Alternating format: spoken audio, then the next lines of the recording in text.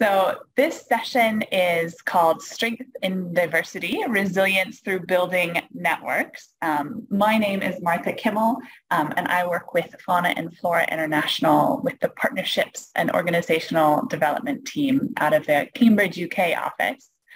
And I asked you all to introduce yourselves in the chat and say where you are, who you are, and what organization you work with, as well as something you're looking forward to over the weekend. And I am looking forward to an amazing noodle lunch this weekend with a friend. So I'd love to see what you're looking forward to. I see long run and pancakes coming through. For today's session, what we'll be looking at is looking at a little bit of the why of networking. Why is it that we're talking about networking as a part of organizational resilience? Planning for the how, and doing a little bit of practice. I'm going to ask you all to greet each other and do a little bit of networking with each other. Before we jump into that, though, I'm going to ask for a little bit of reflection from you. And if you would either put responses in this Mentimeter link or in the Zoom chat, either one is fine. But if you click the Mentimeter link, you should see a slide that asks the question, what is your reaction when you, or how do you feel about networking? What is your reaction when you hear the word networking? Networking can be really hard. And I think sometimes we feel it's exciting, but we also can get quite nervous. And sometimes people have a bit of a negative reaction to the idea of networking. They think that it's about using people or it's maybe manipulative. But I want to ask you another question. So we've got hopeful. So y'all have a positive reaction generally to networking, and that's great. So if you're not in the Mentimeter and want to be there, for those of you who just joined, I'll put that Mentimeter back in the chat. So if you can join either in the Mentimeter or in the Zoom chat. And I want to ask you, how do you feel when you support someone else to achieve their goals? So networking can be nerve-wracking, make us feel insecure and make us nervous. Not always. Sometimes we're hopeful. But how do we feel when we help someone else, when we support someone else achieve their goals? So often when we support other people, proud's coming through really strong, positive too. That's great.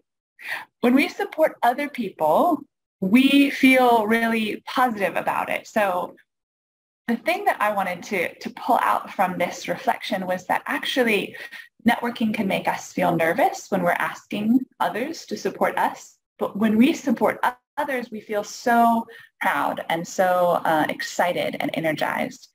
And so networking is just an opportunity for that kind of support back and forth. So it's the main message that from this that I wanted to leave with you is that networking is relational.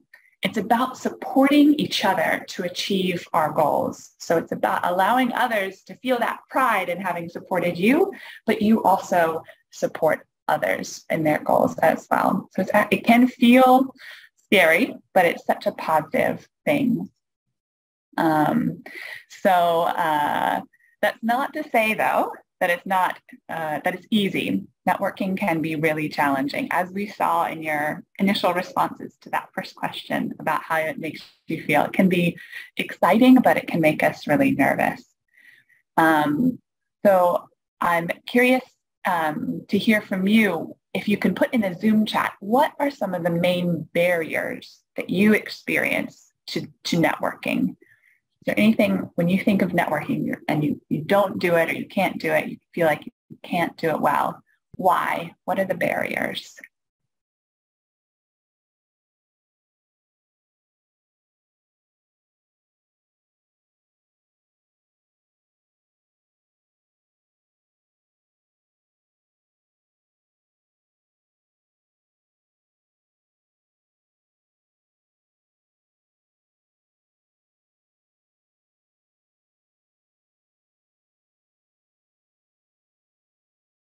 low esteem, that it takes a lot of certainty maybe to feel willing to go ask for support. I'll share some of the common barriers that that have come up from others.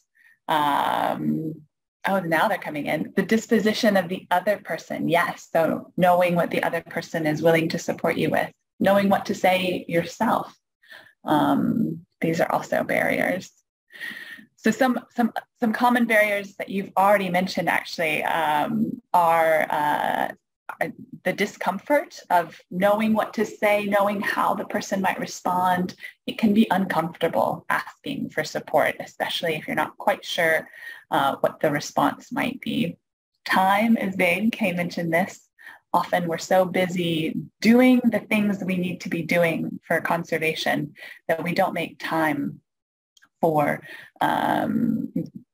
this seems like an extra task like networking. And habits. So we have strong habits as humans. We stick to our routines, and strategic networking requires us to break those habits to find new people.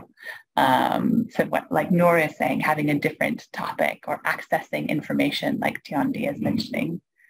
And it's hard to know how to start. What do we say? How do we keep things moving? Who do we go talk to? So we're going to try to address some of these barriers in this session, particularly this how bit.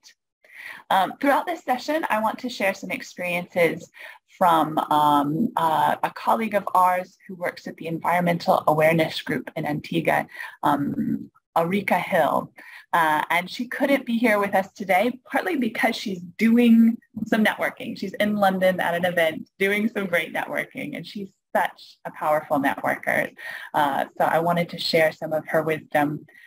What I'll do is I'll share her video that she gave to us to share with you today in 3 different clips. I'm going to share it on 3/4 speed so that our interpreters can keep up. But I hope that works for everyone. While I share these video clips, what I would love for you to do is in the Zoom chat or in your notebook, if you're more comfortable, write down what is it you're taking away from what Arica is sharing with us. Anything that particularly stands out to you, if you could write it in the Zoom chat. So I will jump into this video now. Paula, tell me if the sound and view aren't working, please. Hi, my name is Arica Hill, and I am the Executive Director of the Environmental Awareness Group, or EAG, in Antigua. And I am so happy to be here with you during this Organizational Resilience Festival that is being hosted by FFI. Now, today I'm going to talk to you a bit about building resilience through partnership. And I want to start by saying that building your network and developing great relationships, it is an intentional activity in the sense that every interaction that you have must be met with very strong intention. You must have decided that this is something that you really, really want. The reason I say that is when you have intention, you tend to be a little more strategic with how you engage, and you tend to be a little more successful as well. Now, I'm going to give you 6 tips that have been useful for me, and I hope that they will be useful for you as well. First tip, know what you want. Now, that sounds like a simple thing, right? Like, of course, know what you want. Who doesn't know what they want? Yeah. Do you know what you want and can say it in a sentence? can you identify 5 key things that your organization needs?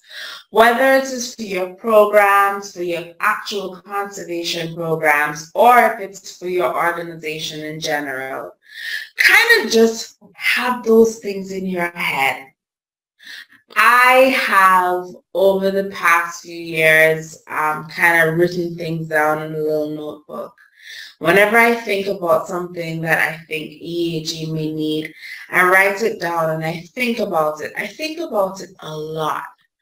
And because I think about it a lot, and I speak about it a lot, not just to people that I want to partner with, but I talk about it with my staff. I talk about it with my board. I talk about it with my family. After a while, it gets cemented in my head. And the value that I get out of it is that you kind of learn to strengthen that vision, because you've spoken to your staff about it and they go, okay, Arica, yes, I wanted this thing, but this is the actual bit that we need. So after a while, you know, without a shadow of doubt, what are the 5 things that your organization needs. Now, when you know that, when you go to a conference, let's say you're at a conference and there are many presentations happening and you're listening in and you're tuned in to what's being said. I am listening to your presentation not from the standpoint of just what you have done, but rather, does this meet what I want? Do they have what I want? Or can they help me along the path to what I want? If you listen strategically and with intent, it is very likely for you to identify where you have overlaps in programs and how those things can all benefit your organization. If, however, you don't know, it means that you're just kind of spending time at a conference. And maybe you'll make some friends, but you won't make partnerships.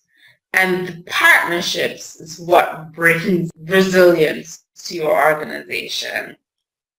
So I'll reiterate, know what you want. The second thing I want to encourage you with is know what you can give. Networking is a barter system, all right?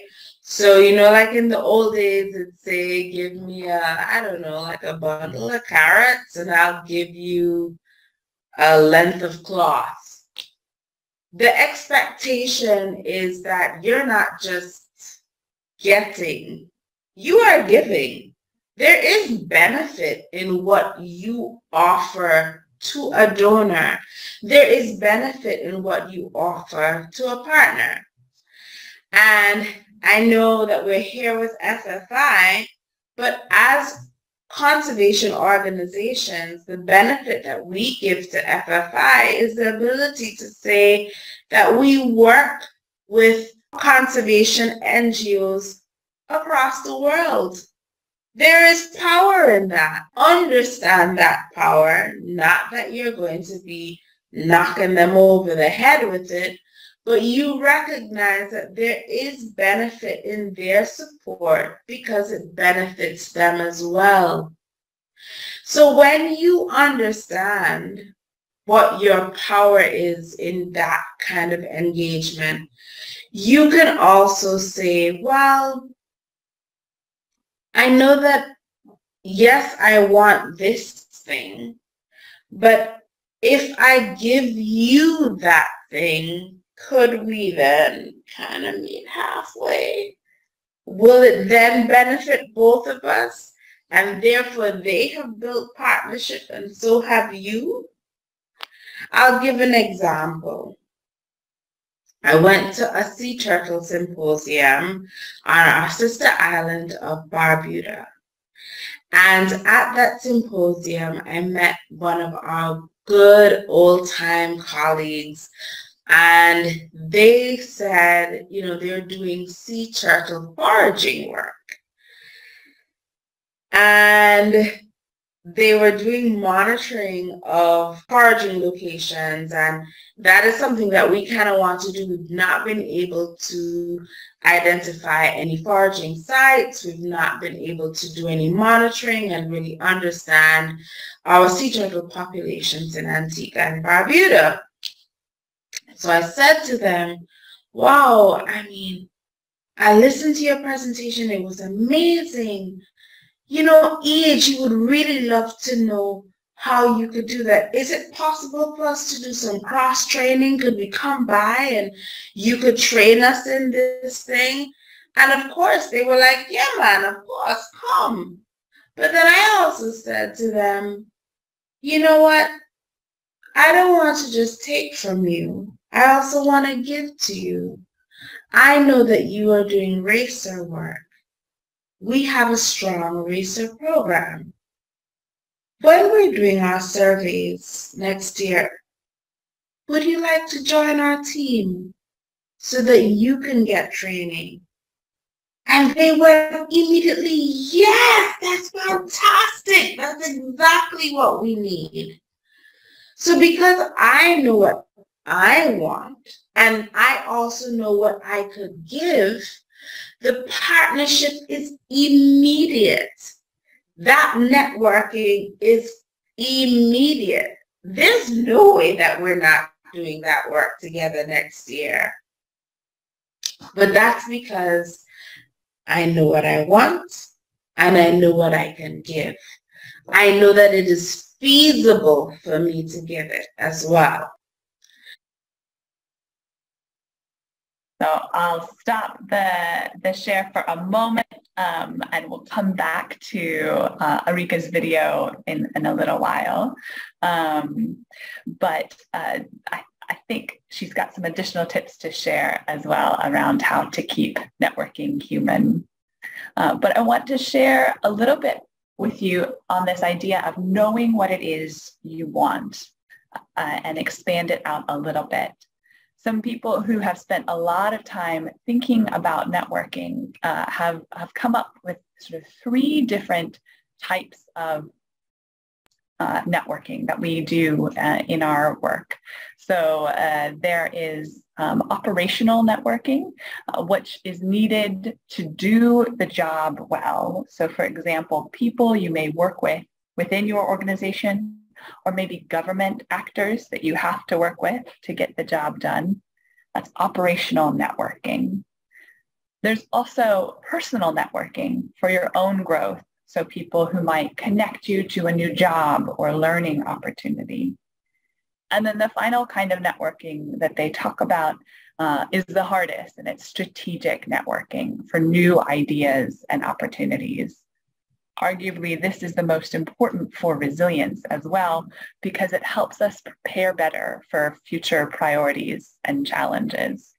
It involves talking with people who aren't already connected to you or to each other, and then using those connections to find new resources and ideas to make a difference in your own work. And I have to say that this diversity, pulling on new ideas and resources, is particularly useful in a crisis. If we're all doing the same things in the same ways, if something disrupts our work, like COVID, we're all going to be disrupted. So I am curious to hear from you about Arica's first question. What is it you want? Know what you want. So what is it that you want from your network? If you could just write it in your own notebook, or if you know already, feel free to put it in the chat. But I would encourage you to be specific. Don't just say building my organization's resilience, but say anticipating potential crisis in my context, or broadening our financial donor base. So if you need to make what you're writing more specific, it could be really helpful to ask yourself, why that? Why that? The 5 whys is a classic way to try to make your goals more specific. And I have to admit that this step is where I often struggle. What is it that I want or need is a question that I don't always know how to answer. So you might not be able to answer it today, but start some thinking. And if you are willing, go ahead and put it in the chat. What is it that you want from your network? So learning and funding opportunities. What kind of learning, Tiondi? Internal processes for personnel selection. Okay. So facilitator, Linda is looking for a facilitator. Any other goals?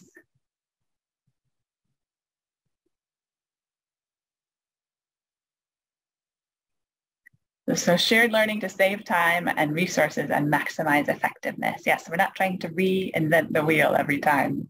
Okay, great.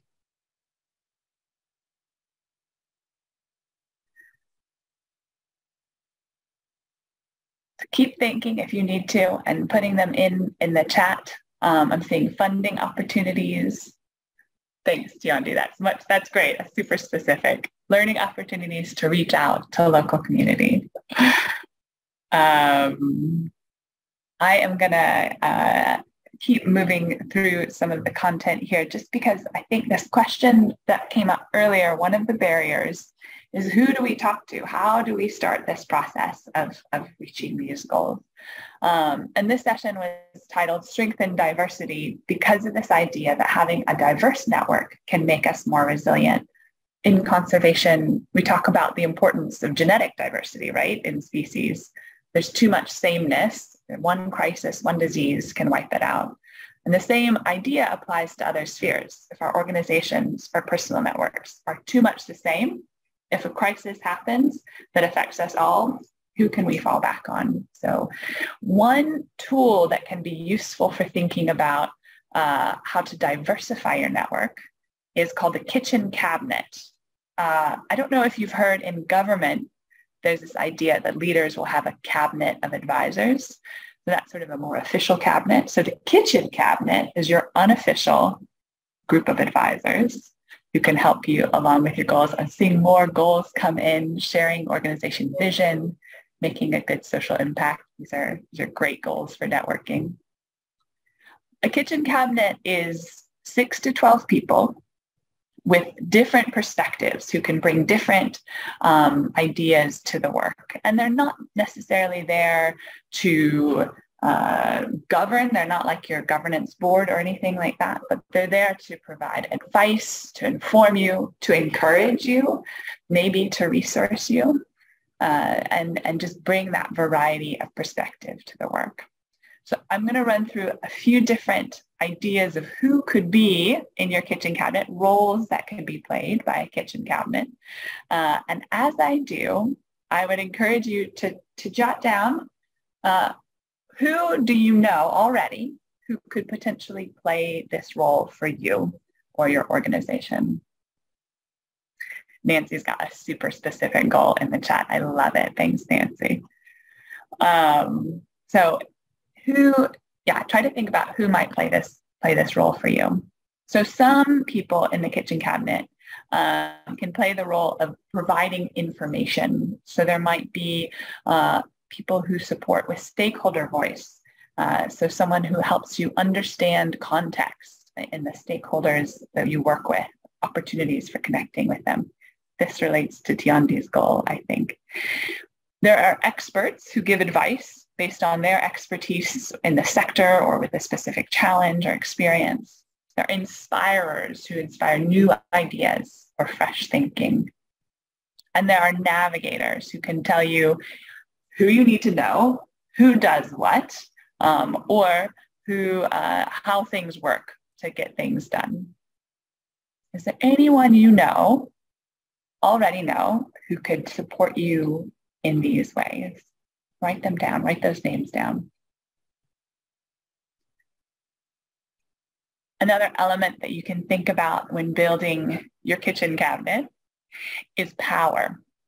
So there are people who are unlockers, who provide access to resources like money or data or people's time. There are sponsors who speak out to endorse you and your ideas to senior or important people. Someone who says they're doing a great job, you should listen to them or talk to them. Influencers who work behind the scenes to win support and help you get things done. So they're talking to people so that you can do your thing, moving ahead in the front. And then there are connectors who make introductions and connect you with people who can help you. So anyone you know who could play these roles in your kitchen cabinet, you can write their names down. Another area within a kitchen cabinet that can support you is people who support you with development. So there are improvers. These are those critical friends who give candid, constructive feedback on your performance and development. These are so hard to work with, but it's really great to have someone who tells you when you're doing things wrong. So find someone you trust and will listen to here. Challengers who challenge your decisions and thinking. Again, someone who says, maybe this isn't the right idea, who thinks differently to help you see your blind spots. And then there are nerve givers who strengthen your resolve in difficult times and give you a sense of purpose. And anchors who keep you grounded and hold you to account for the balance of your life and your work. So you're not always working. So that anchor is also about thinking about your life. Anyone you know who could fill these roles. As you think about these different roles too, it may be that someone fills more than one of them, but try to have more than, not just one person doing it all, right? You need several different people to try to fill these roles so you get that diversity. In terms of trying to figure out what to do with this kitchen cabinet, hopefully you've written down some names of people you could approach. They might be people you have already talked to and they're taking on a bit of a different role now, or there might be people you know but have never asked for anything from before. But as you think about what to do with them, start by thinking about what is it you want to say to them and ask from them. Plan out your conversation and try to be clear about what's needed and how much time is needed from them. I find that if I ask someone for a conversation for only 20 minutes, they're much more willing to say yes than if I ask them for an hour. And they'll usually stay past 20 minutes if the conversation is needed. Then reach out, be bold, let the people know that you're interested in talking to them and want their support, and ask them, would you play this role? I would like your advice on this issue, or I need some critical feedback on this issue. I'm worried I'm missing something. Can you give me your perspective? Then as you have the conversation, listen to what they have to say. If we get too nervous and we're talking too much, then we don't always make space for the other person to share. So this is what they're there for. Help them, give them space to share. After the conversation, think about it. What went well? What didn't? What could you do differently next time? And always, always follow up. Send a thank you WhatsApp message or email, or just say, I really appreciate that advice. I used it in this way. It's important to let people know that they've been heard and valued. And Arica actually has some great thoughts on follow through and checking in. So I am going to actually stop the share and switch it back over to the video. Noor, thank you. It sounds like you've got a great idea of someone who you can work with in this way. All right, I'm gonna, again, Paul, I'm gonna ask you to tell me if this doesn't work. So here's Arica again. Now, the third thing that I would say to you is to follow through. Say it again in your head. Follow through. I know you're a small organization. I know You are working insane hours and you are tired. I know. But if you do not follow through, the things that you want will never happen. You don't need to send an email that is as long as an epistle. Nobody wants to read it. Send a quick, short email a day, 2 days later. Hey, it was so great meeting you at that conference. We're really very excited about the possibility to partner on this particular thing, and I'm really hoping to hear from you soon.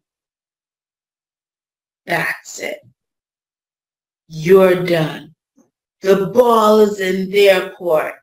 Maybe you check back in 5 days. Hey, I haven't heard from you. But really, you have followed through.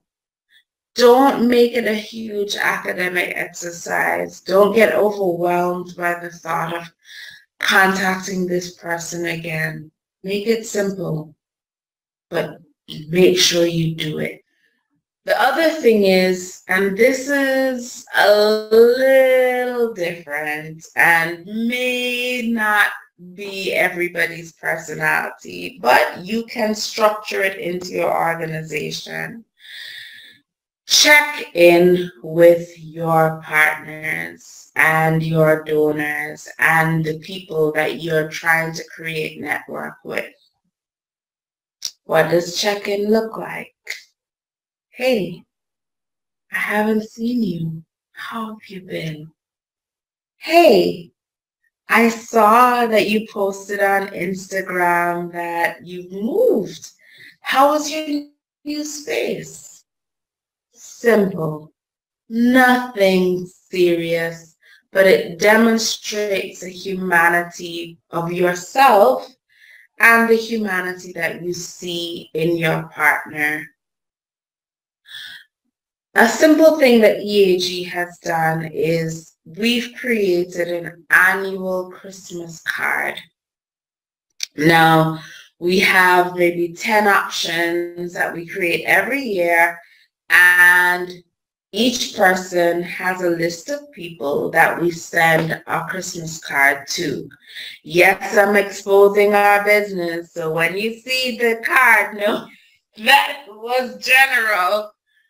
But the thing is that when I send a card to my partner, I will then say, it was so great for you to have done this thing with us during the year. This is how it really made an impact, not just for the organization, but for me.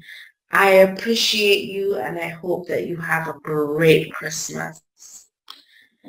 It doesn't take a whole lot of effort, but I can tell you, it makes your partners feel so special and you're just acknowledging that they did something great for you and makes them kind of probably want to do a little bit more. Never discount humanity. The fifth thing I want, conservation work can be really hard, especially when you think about how governments change and development priorities change.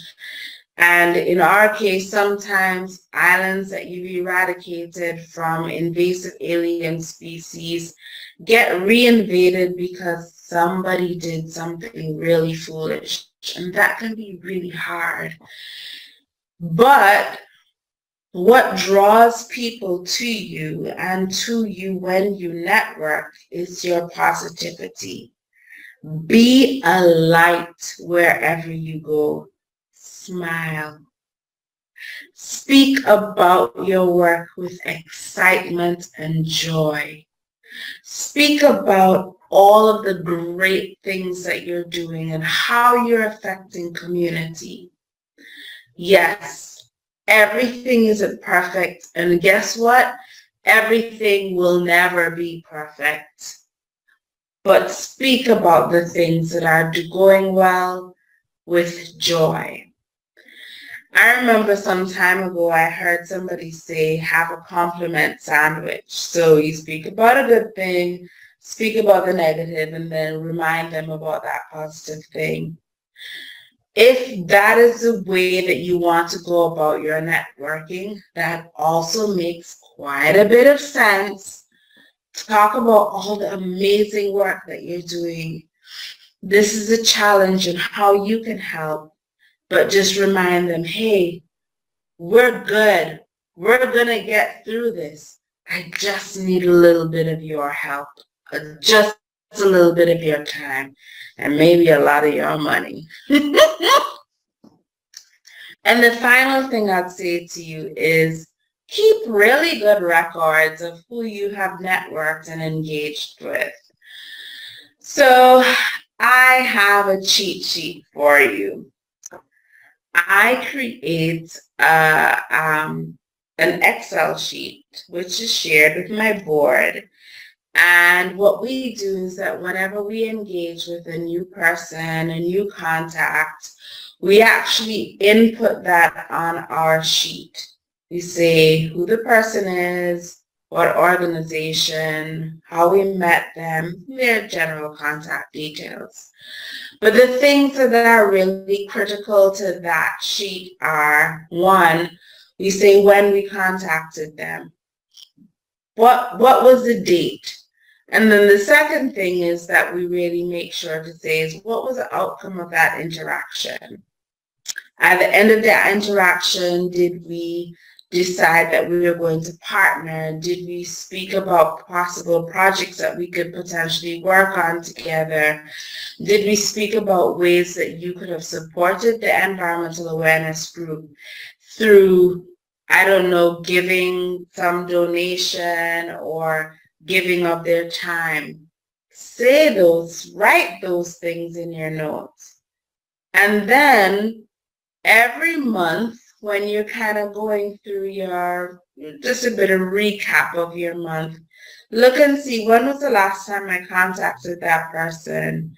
You don't need to contact them every month, but in 3 months' time, you send them a little email, hey, I'm just checking in on this thing that we spoke about, or hey, I'm just checking in to see how you're doing. What is the outcome of that actual check-in? Make a note of the date as well. These things help you not just from an organizational standpoint to kind of know how to continue those relationships, but it also helps you in knowing how often you've engaged with people and what really is the outcome of those engagements. There's some engagements that you will realize don't actually have much fruit, and you're working very hard with building this relationship that you actually can't see that it will give you the benefit that you want. When you look at that sheet, it kind of helps you to know, maybe I can drop this one, or maybe I need to put more effort into this one. Having a record also means that there are other people who will hold you accountable. It also means that should I leave EAG tomorrow, there is a record of the relationships that I have already built. So somebody who fills my role can jump in immediately, and those relationships aren't lost. And especially because in this field, things happen and people leave and people move on. You don't want that your relationship is only useful to you as an individual, but it is useful to your network and to your organization as a whole. So just to recap, I'm going to say to you to remember to know what you want, know what you can give, follow through, check in, be positive, and keep excellent records. Thank you so much for your time. My name is Arica Hill, and I am the Executive Director of the Environmental Awareness Group in Antigua. Good luck. Isn't she wonderful? She is wonderful. We are past our time. I am so sorry for taking us over the time, but thank you for seeing the whole video with me, and thank you for being here.